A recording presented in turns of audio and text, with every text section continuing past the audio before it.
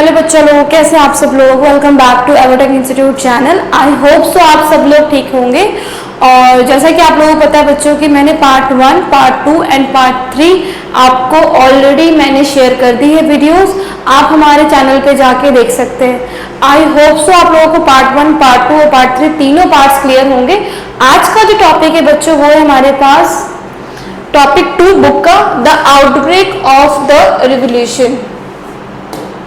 The outbreak of the revolution मतलब कि इस टॉपिक में बच्चा लोग हम ये पढ़ेंगे कि अभी तक सिर्फ प्लानिंग ही हो रही थी कि हमें किंग के खिलाफ आवाज उठानी है, लेकिन ये प्लानिंग एग्जीक्यूट कैसे हुई, कैसे स्टार्टअप हुआ, कि कैसे लोगों ने स्टार्ट किया कि हमें किंग के खिलाफ लड़ाई करनी है, उस लड़ाई की शुरुआत कैसे हुई, तो वो हम पढ़ेंगे। रिवोल्यूशन मतलब कि क्रांति। फ्रांस में क्रांति कैसे आई, फ्रांस में रिवोल्यूशन कैसे आया, from beginning to end, starting से लेकर एंड तक पढ़ेंगे। एंड में हम ये देख लेंगे कि फ्रांस से राजतंत्र मतलब कि मोनार्की सिस्टम खत्म हो गया है और क्या आ गया है, प्रजातंत्र मतलब कि डेमोक्रेसी आ गया है। Let's see start the chapter. Start करते बच्चों। Louis 16 had to increase taxes for reason you have learned in the previous section. Yes, पिछले पार्ट में आप लोगों ने बच्चों पढ़ लिया था कि लुई 16 ने टैक्सेस क्यों बढ़ाए थे, क्योंकि ये एक ऐसा राजा था जो अपने सारे खर्चे प्रजा पर ही बोलता था, प्रजा लोग ही वसूलेंगे, उनसे हम क्या करेंगे, सारा खर्चा वसूलेंगे। अब बच्चों प्रजा से कैसे हम खर्चा वसूल सकते हैं, उन पर जो चीजों का इस्तेमाल करते हैं उस पर क्या बढ़ा दो, टैक्स बढ़ा दो। In France of the old regime, the monarch did not have the power to impose taxes according to his will alone. Yes, very important. Line यहां दी हुई है बच्चों कि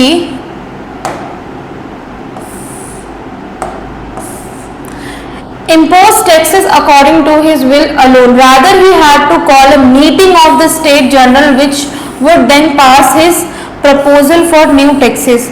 किंग अकेले कोई भी टैक्स नहीं बढ़ा सकता है। अगर किंग को टैक्स बढ़ाना है तो वो मीटिंग रखता था। लुई 16 अकेले टैक्स नहीं बढ़ा सकता है।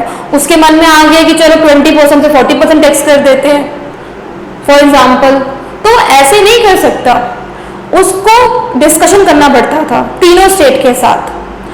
तो अब किंग के दिमाग में ये आया कि भाई मेरे खर्चे तो काफी ज्यादा बढ़ रहे हैं, मेरे मिलिट्री के खर्चे इतने सारे हैं, मेरे एडमिनिस्ट्रेटिव के इतने सारे खर्चे, वो फुलफिल कहाँ से करूंगा, तो उसने टैक्स बढ़ाने का सोचा।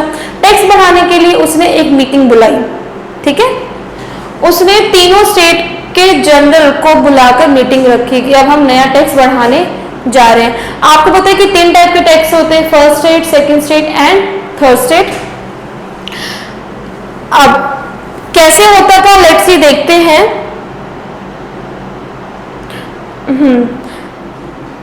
इस टाइम की यहां पर लिखा हुआ है कि द मोनार्क मतलब कि king alone could decide when to call a meeting of this body. The last time it was done was in 1644। Last time अगर फ्रांस के किंग ने टैक्स बढ़ाया था तो उसने 1614 में ही एक मीटिंग रखी थी। तो इस बार कब मीटिंग हुई, लेट्स सी देखते हो कितना टैक्स बढ़ा और क्या हुआ। वेरी इंपॉर्टेंट टॉपिक स्टार्ट होने जा रहा है कि फ्रांस में रिवोल्यूशन की शुरुआत कैसे हुई। यहीं से बताया जाएगा कि लोगों के अंदर यहीं से ही लड़ने की शक्ति आ जाती है। उनके साथ क्या होता है देखते हैं आगे।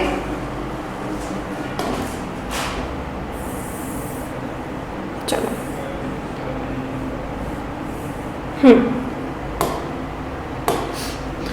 यस, डेट बच्चों अपने कॉपीज में डेट लिख लो। 5 मई 1789 को लुई 16 ने असेंबली बुलाई, मतलब तीनों स्टेट के लोगों को बुलाया। First state clergy, second state nobility, third state हमारी आम जनता पब्लिक। तीनों स्टेट के लोगों को कब बुलाया मीटिंग के लिए, 5 मई 1789। और ध्यान रखना 1614 में पहले ऐसी मीटिंग हो चुकी थी। अब हो रही मीटिंग कब, 1789 में। अ रिस्प्लेंडेंट हॉल, इनके हॉल का नाम है मतलब एक आलीशान महल होता है किंग का, वहां पर बुलाया जाता है। इन Versailles was prepared to host the delegates. The first and second state sent 300 representatives each, who were seated in row facing each other on two sides, while the 600 members of the third state had to stand at the back. चलो समझो इसका मतलब क्या है। यहाँ मैं ना एक किंग का रिस्प्लेंडेड हॉल बना रही हूँ समझाने के पर्पज से। चलो सपोज करो यहाँ पे किंग का सीट है, गद्दी है। अब ध्यान रखना फर्स्ट स्टेट और सेकंड स्टेट से कितने मेंबर्स आते थे? 300 मेंबर्स। तो फर्स्ट स्टेट के 300 और सेकंड स्टेट के 300 मेंबर्स को मीटिंग के लिए बुलाया जाता था, और थर्ड स्टेट के 600 मेंबर्स आते थे। इतना क्लियर है? फर्स्ट स्टेट के 300 मेंबर को बुलाया जाता था, सेकंड स्टेट के भी 300 मेंबर को, और थर्ड स्टेट के 600 मेंबर को बुलाया जाता था। अब जब उन्हें बुलाया जाता था तो किंग तो यहाँ बैठता था, हमारा किंग यहाँ बैठता है, ये दिख रहा है। यहाँ पर हमारा फर्स्ट स्टेट और यहाँ पे हमारा सेकंड स्टेट, लोगों को आमने सामने बिठाया जाता था। तो फर्स्ट स्टेट के लोगों के लिए प्रॉपर सिटिंग थी, ठीक है, लेकिन थर्ड स्टेट के लोग 600 मेंबर को यहाँ पर सामने खड़ा रखते थे, यहाँ पे उन्हें खड़ा रखा जाता था। इस तरीके से उनका अरेंजमेंट था जब भी उन्हें मीटिंग के लिए बुलाया जाता था। चलो मीटिंग के लिए बुलाया, जस्ट इमेजिन योरसेल्फ कि मैं किंग हूँ, मेरे आमने और सामने दोनों फर्स्ट स्टेट के सेकंड स्टेट के लोग आराम से बैठे, मैं भी बैठी हुई, और मेरे जस्ट अपोजिट मेरे सामने थर्ड स्टेट के लोगों को हम खड़ा रखते थे, क्योंकि उनके लिए किंग की अहमियत एक आम जनता थी, इसीलिए वो उन्हें खड़ा रखते थे। और बाकी लोगों के लिए उसकी खुद की नॉबिलिटी थी कि उसके रिश्तेदार थे उसे बिठाते थे, और क्लर्जी को भी वो बिठाते थे। चलो आगे देखते हैं। अब यहाँ पर वोटिंग का सिस्टम कैसे था, कि कैसे टैक्स को बढ़ाया जाता था। The third state was represented by its more prosperous and educated members. Yes, जो 600 मेंबर्स आते थे ना बच्चों, वो सारे एजुकेटेड पर्सन होते थे, ठीक है, ऐसे किसी अनपढ़ को नहीं बुलाते थे ये लोग।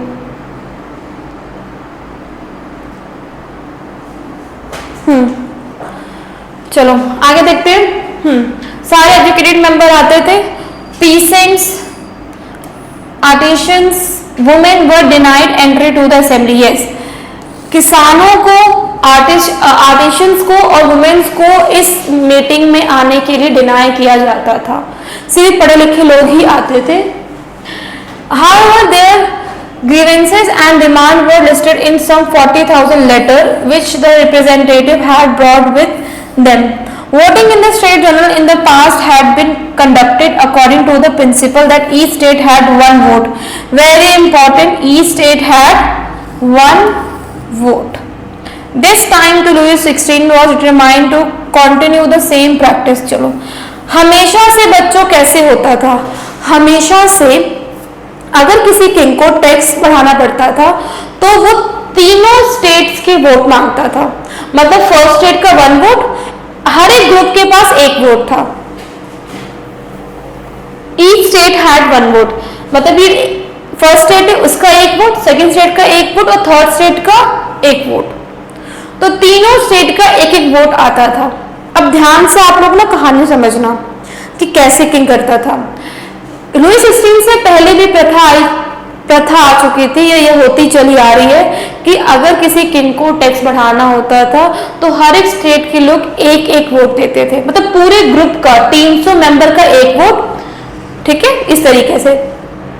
अब आप लोग देखो, किंग ने बोला कि इस बार मुझे टैक्स सपोज कर फॉर एग्जाम्पल 20% से 40% बढ़ाना है, ओके, तो आप तीनों स्टेट लोग मुझे अपना वोट दो,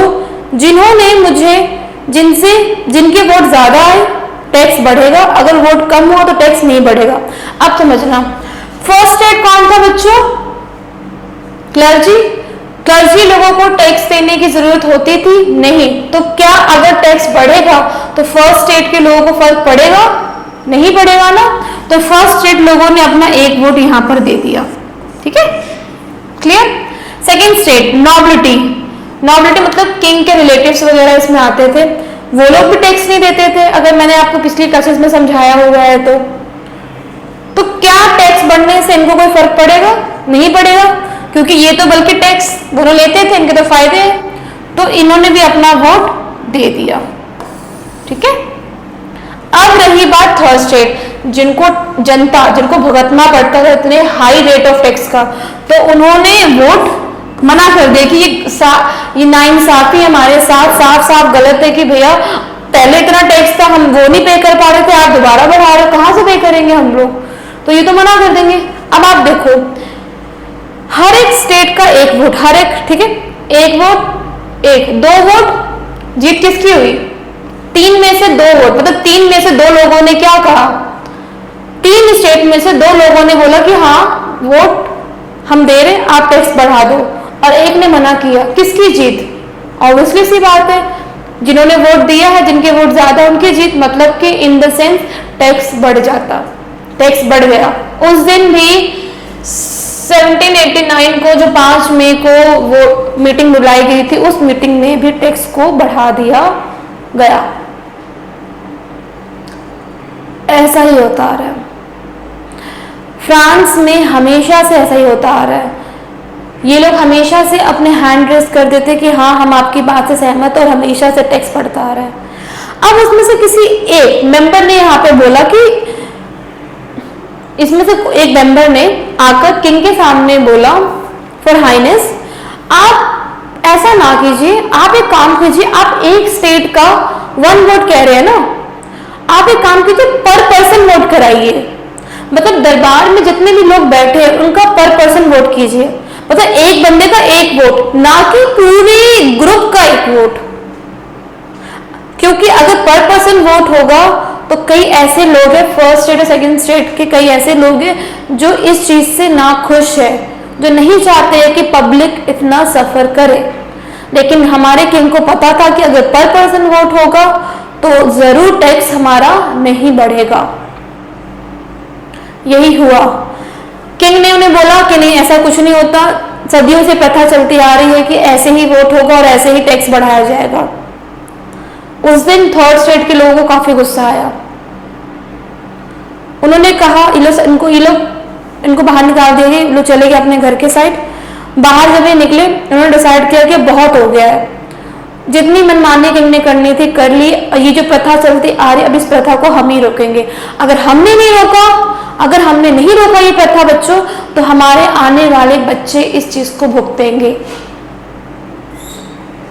तो फाइनली इस 1789 के मीटिंग के बाद लोगों ने डिसाइड किया कि इस बार हमें आवाज उठानी पड़ेगी, अगर हम इस बार आवाज नहीं उठाएंगे तो हमारे आने वाले फ्यूचर जनरेशन, हमारे आने वाले बच्चों पर बहुत ज्यादा फर्क पड़ेगा। इसीलिए ये लोग इकट्ठा हो गए, इन्होंने डिसाइड किया कि चलो अब इस बार हमें करना, चाहे इस बार मर जाए चाहे जीत जाए, हमारे आने वाले बच्चों की बात है, हमने जो सह लिया, लेकिन हम अपने आने वाले बच्चों को नहीं सहने देंगे। ऐसा ही कुछ हमारे साथ भी हुआ था इंडिया में भी। क्या होता अगर हमारे एंसेस्टर जिन्होंने आज़ादी के लिए हम आवाज़ नहीं उठाई होती, तो आज भी हम अंग्रेज़ों के गुलाम होते। आप सलाम करो अपने एंसेस्टर्स को, अपने पूर्वजों को, जिन्होंने हमें इस तरीके की ज़िंदगी देने के लिए, आज़ाद ज़िंदगी देने के लिए अपनी जान दे दी। अगर उन्होंने ये फैसला नहीं उठाया होता तो आज भी हम अंग्रेजों के गुलाम होते, आज भी लड़कियां पढ़ लिख नहीं रही होती, आज भी विधवाओं की शादी नहीं हो रही होती, कुछ नहीं हो रहा होता, आज भी हम उनके अंदर दासियों की तरह काम कर रहे होते। तो कहते हैं हमारे माँ बाप ने हमारे लिए क्या किया, हमारे पूर्वजों ने हमारे लिए क्या किया, हमें इतनी गरीबी में छोड़ दिया है। यार गरीबी में छोड़ा कोई दिक्कत नहीं, लेकिन इस गरीबी में हम आजाद तो है, हमारे एंसेस्टर ने हमारे लिए वो किया है, हमें आजादी दी है, जो एक बहुत बड़ी बात है। फॉर एग्जाम्पल मैं आपको और अच्छे से क्लियर कर सकती हूँ, एक बर्ड है, एक चिड़िया है, उसको सोने के पिंजरे में रख दो आप, ठीक है, उससे अच्छा अच्छा खाने को दो, वो नहीं खाएगी। क्यों? क्योंकि वो उस पिंजरे में आजाद नहीं है, वो चाहती है कि मुझे बेशक कम खाना मिले, लेकिन मैं उड़ना चाहती हूँ, खुले आसमान में उड़ना चाहती हूँ। हमने इतनी सारी पोएम्स पढ़ी हुई है, तो यही होता है, हम बेशक अमीर होते, लेकिन अगर हमें बोलने का अधिकार नहीं होता, कहीं घूमने जाने का अधिकार नहीं होता, तो क्या इस अमीरी का कोई फायदा होता? तो हमें आज से अपने एंसेस्टर्स को, हमारे पूर्वजों ने जो हमारे लिए ये किया, उसके लिए आप उन्हें शुक्रिया करोगे। आई होप सो आपको बात क्लियर हो रही होगी। ऐसे ही फ्रांस के लोगों ने भी डिसाइड किया कि अब बहुत हो गया, अब हमें ये चीजें खत्म करनी है। चलो आगे देखिए उन्होंने आगे क्या किया।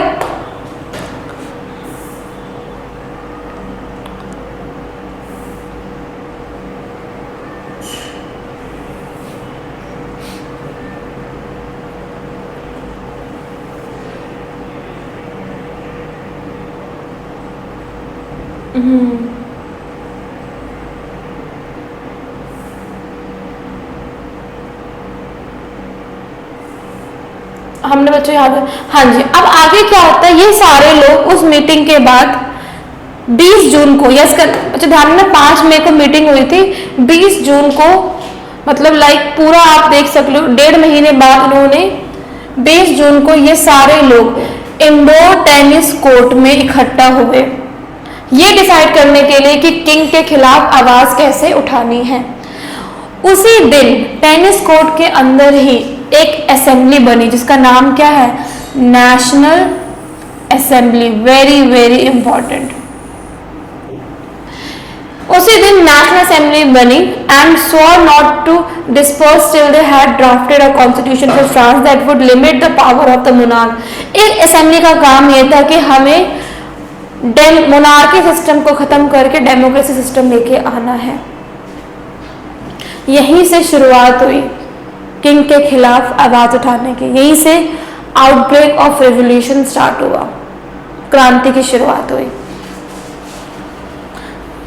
They were led by Mirabeau and Abbasis। Mirabeau was born।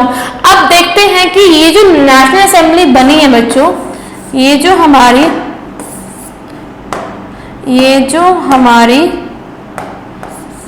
National assembly बनी है, बेटा हिंदी में भी यही बोलते, चलो हिंदी मीडियम के बच्चे हैं, जो नेशनल असेंबली बनी, इसको अभी एक असेंबली है, इसका कोई लीडर तो होगा ना बच्चों, तो इसका देखते हैं लीडर कौन है। यस, नेशनल असेंबली को 2 लोग लीड कर रहे होते हैं, मिराबियो एंड एबसिस। अब ये 2 लोग कौन है जो इनको लीड कर रहे हैं, नेतृत्व कर रहे हैं? पहले पढ़ते हैं मिराबियो। मिराबियो एक नोबल फैमिली, मतलब राजा की फैमिली, राजा के रिलेटिव से बिलोंग करता था। खुद सोचो, सेकंड स्टेट का बंदा थर्ड स्टेट के लोगों की हेल्प कर रहा है मोनार्की सिस्टम खत्म कराने के लिए, ठीक है। इसकी सोच ये थी कि जो फर्स्ट स्टेट को सेकंड स्टेट को पैदा होते ही प्रिविलेजेस सुविधाएं दी जा रही, वो नहीं देनी चाहिए, ये जनता के खिलाफ है, जनता को इससे बहुत नुकसान हो रहा है। तो इसकी सोच अच्छी थी, किसी मिराबियो की, उसने लीड किया। उसने बहुत ज्यादा स्पीचेस भी दी ताकि बाकी लोग इसकी बातों में आ जाए और नेशनल असेंबली में लोग इकट्ठा हो। जितनी बड़ी असेंबली होती है उतनी ज्यादा उसके चांस होते हैं जीतने के। अब सेकंड पढ़ते हैं, एबसिस कौन था? एबसिस बच्चों थर्ड स्टेट से बिलोंग करता था। एबसिस third state, sorry my mistake, एबसिस था फर्स्ट स्टेट का। जो एबसिस था वो फर्स्ट स्टेट की फैमिली से बिलोंग करता था, मतलब कि पादरी वर्ग, क्लर्जी फैमिली से। इसने बहुत सारे पैम्पलेट बांटे ताकि नेशनल असेंबली में जितने ज्यादा मेंबर आ सकते हैं उतना अच्छा होगा, क्योंकि स्टार्टिंग में आप खुद सोचो कई लोग डर गए थे कि अगर किंग को पता लग गया तो किंग हमारी पूरी फैमिली को मार देगा, तो कई लोग डर के मारे इस क्रांति के पार्टिसिपेट नहीं कर रहे थे। हम लोगों ने जहां तक पढ़ा कि नेशनल असेंबली को 2 लोग लीड कर रहे थे। पहला था हमारा मिराबियो जो सेकंड स्टेट से बिलोंग करता था, मतलब कि किंग की फैमिली से ही, और दूसरा था हमारा एबसिस जो एक प्रिस्ट फैमिली, मतलब कि क्लर्जी से बिलोंग करता था। अब मेरा एक क्वेश्चन ये है कि बच्चों ये 2 लोग क्यों चाहते थे कि किंग मोनार्की ख़त्म हो जाए और डेमोक्रेसी आ जाए। क्योंकि कुछ लोगों के अंदर होता है कि बदलाव, कि ये जो हमारी किंग कर रही है ना वो अच्छा नहीं कर रही है, इसीलिए इन्होंने डिसाइड किया कि हम इस देश से मोनार्की सिस्टम हटा के डेमोक्रेसी सिस्टम लेकर आएंगे। फिर बच्चों नेशनल असेंबली ने इन लोगों को क्यों बोला, या फिर इन लोगों को क्यों कहा कि तुम लोग लीड करो, ये जानते हुए कि अगर ये लोग आएंगे, फर्स्ट स्टेट का सेकंड स्टेट का कोई भी बंदा हमारी असेंबली में आएगा तो हमारे जो भी सीक्रेट्स है वो रिवील कर देगा उनको जाकर, और हम कभी भी आज़ाद नहीं हो पाएंगे, क्योंकि इनको इन पर भरोसा था। और एक और सबसे बड़ी बात, अगर ये दो लोग आएंगे तो इनको अपने किंग की वीकनेस के बारे में पता होगा, और ये लोग पढ़े लिखे लोग थे। अगर किंग की वीकनेस के बारे में पता होगा तो उसी के वीकनेस पे हम वार करेंगे, और यहाँ से कंट्री से हम नेशनल असेंबली को, इस कंट्री से हम मोनार्की सिस्टम क्या करेंगे, ख़त्म कर देंगे। तो यही एक रीज़न था, और ये लोग पढ़े लिखे लोग थे और ये चाहते थे कि नेशनल असेंबली में ज़्यादा से ज़्यादा लोग इस ग्रुप में आए। अब आप बच्चों देखो, स्टार्टिंग में ना इस असेंबली में काफ़ी कम लोग थे, स्टार्टिंग में बहुत कम लोग थे इस असेंबली में, लेकिन इन्होंने पैम्पलेट बांटे, लोगों को समझाया कि अगर हम सब लोग आएंगे तो ही फ़ायदा होगा, तभी हम सब लोग मिलकर आवाज़ उठाएंगे। क्योंकि काफ़ी लोग डरे हुए थे कि अगर हमारे किंग को पता लग गया तो वो हमारी पूरी फैमिली को तबाह कर देगा, तो कुछ लोग तो डर के हमारे असेंबली में नहीं आए। ऐसे इंडिया में हुआ था, याद को जब गांधी जी आए थे तो गांधी जी ने भी चाहा था कि सब लोगों के अंदर एकता लेकर आए। बट आप खुद आपने भी सोचा बच्चों कि गांधी जी के आने के बाद 30 एटलीस्ट 35 साल बाद हमें आज़ादी क्यों मिली, वो भी सोचा है। वही अगर हम चलते साउथ अफ्रीका में तो वहाँ पर अपार्थाइड सिस्टम था, वहाँ पर उनको फ्रीडम जल्दी मिल गया था, ब्लैक एंड वाइट का जो सिस्टम चल रहा था वहाँ पर। लेकिन इंडिया में 35 साल लग गया, 200 साल तो उन्होंने पहले से राज किया। गांधी जी के आने के बाद 35, आपको ध्यान हो गांधी जी 1915 में आए थे। गांधी जी जो आए थे हमारे 1915 में आए थे, लेकिन आज़ादी हमें कब मिली, 1947 में। हार्डली 30-35 साल क्यों लग गए, क्योंकि हमारी कंट्री में ना यूनिटी नहीं थी, एकता नहीं थी। अगर वो यूनिटी पहले आ जाती ना बच्चों तो आज हम पहले आज़ाद हो चुके होते। 1857 के जो वॉर हुए थे, दंगे जो हुए थे ब्रिटिश के साथ, उसमें हम कितनी बुरी तरीके से हारे थे। क्यों, रीज़न क्या था, lack of communication, lack of unity, यही एक सबसे बड़ा रीज़न था। यहाँ पर भी सेम ही सिचुएशन था। अब यहाँ पर ये था कि लोगों को खौफ था कि अगर हम इस असेंबली में आएंगे तो किंग हमें मार देगा, लेकिन इन दोनों ने मिलकर काफ़ी लोगों को इस असेंबली में लेकर आए, समझाया कि अगर अब नहीं बोलोगे तो ज़िंदगी में कभी नहीं बोल पाओगे, और हमेशा हम लोग क्या रहेंगे, मोनार्की सिस्टम ही रहेगा, हमेशा इनसे हम दबके ही रहेंगे। आगे देखते हैं बच्चों, नेशनल असेंबली जब कॉन्स्टिट्यूशन बनाने में बिजी था, the rest of France headed with turmoil, a severe winter had meant a bad harvest, the price, yes। जब नेशनल असेंबली के लोग कॉन्स्टिट्यूशन बनाने में बिजी थे तब बहुत भयंकर सर्दियों में हमारा जो फ्रांस का जो फसल था ना बेकार उगा।